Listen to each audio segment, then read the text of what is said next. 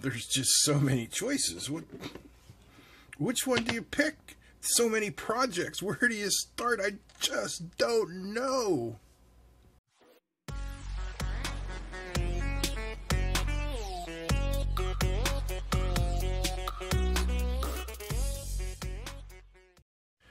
Hey, what's happening, guys?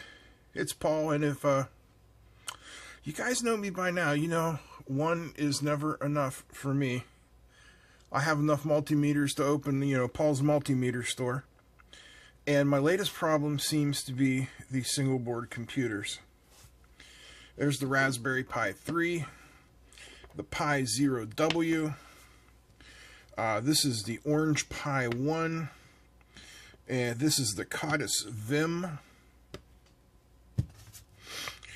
I have so many projects I'd love to do with these, and I'm trying to wrap my mind around which one is the best for what I want to do. And I mean, we need to look at this logically, objectively, and categorically. Jump over the computer with me for a minute. All right, here's a little spreadsheet that I drew up so we can accurately compare the way the different boards behave. So we have the Raspberry Pi 3, the Zero, the Orange Pi 1, and the Khadis Vim. Now I also have that V88 Plus, but I'm really not counting it as a single board computer. It's more or less just a Android TV box.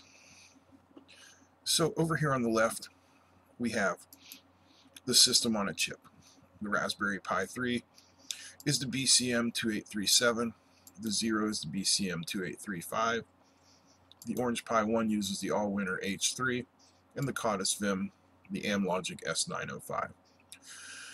What does that mean? Nothing. Just the name of their system on a chip. All right, CPUs. If we look at the CPUs, the Raspberry Pi 3 has a quad-core ARM Cortex A53 at 1.2 gigahertz. So 4 cores at 1.2 gigahertz, giving us a theoretical 4.8 gigahertz of processing power. The Pi 0 has the ARM 11 at 1 gigahertz, a single core. The Orange Pi 1 has a quad-core A7. I'm not exactly sure. I think it is also 1.2 gigahertz. And the Khadis Vim has a quad-core ARM Cortex A53 at 2 gigahertz. So the Khadis Vim definitely wins the processor speed contest. Next we have the GPU, the graphical processing unit. The Pi 3 has a Video Core 4, 400 megahertz, and of course that is built into the BCM2835. The Pi 0 has a 250 megahertz Video Core 4, also built in to the BCM2835. The Orange Pi 1 has a Mali MP2 400 megahertz GPU at 600. Mali 400 MP2 GPU at 600 megahertz, and that is a separate chip. The Khadis Vim has a 750 megahertz 4-core. I'm sorry, you know what? That's a mistake. That is actually a 5-core because it says pentacore. That was a typo on my part. So it is a 5-core Mali 450. So it is also the fastest video core machine.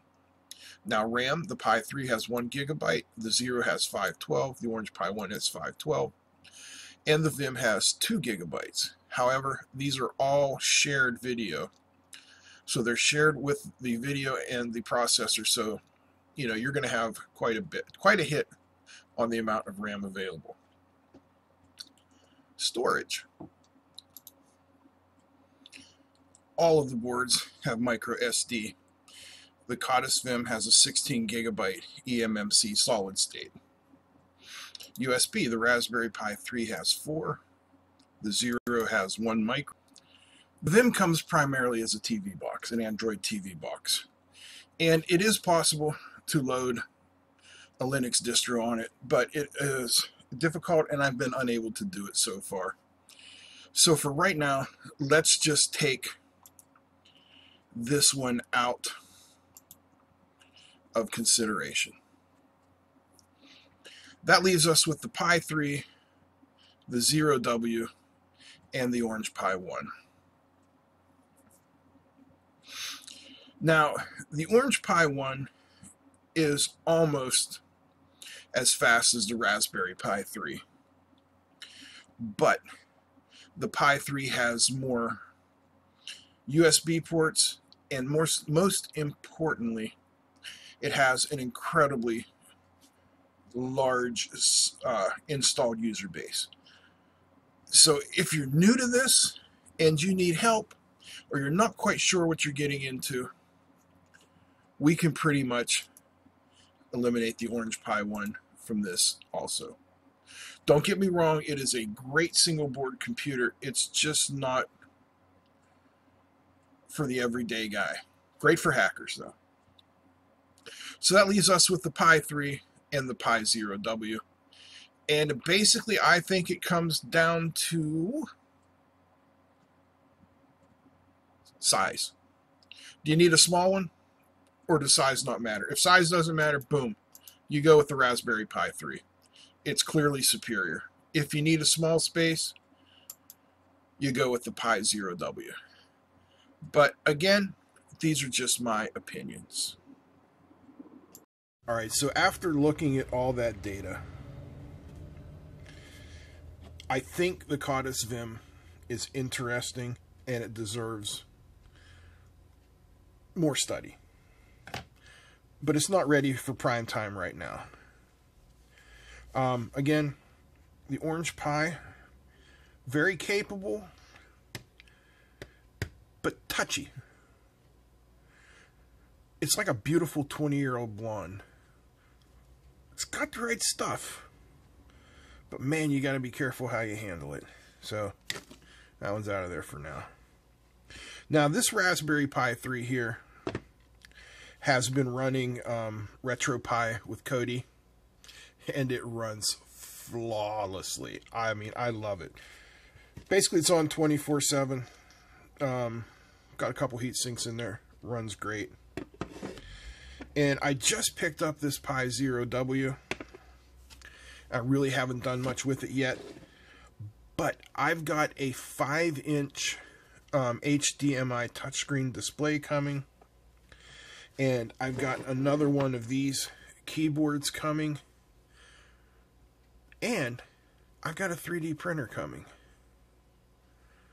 I feel a portable handheld gaming system coming in the very near future. At least that's something I hope I can do. Guys, stick around, maybe you'll see me do it, right? You never know.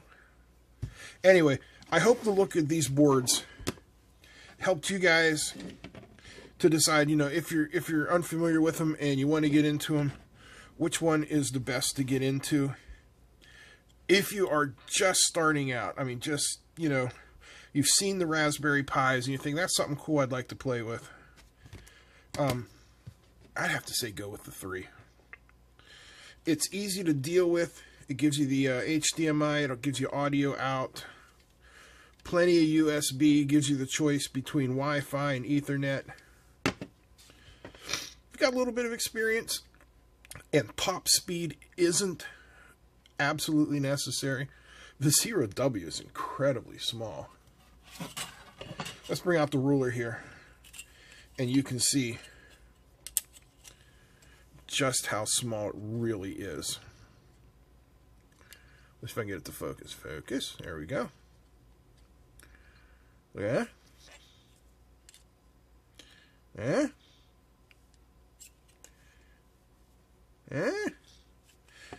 That's right. I'm not reading any more measurements, because every time I read a measurement, somebody's got something to say. So I'll show you the measurements. Read them yourself. Anyway, that's it for today. I hope you guys liked this. If you did, give me a thumbs up. Feel free to comment, share. Don't forget to subscribe. Big thanks to all my patrons. That's it. I'm out. But before I go, remember this. The only difference between messing around in your basement and doing science is taking proper notes. Peace.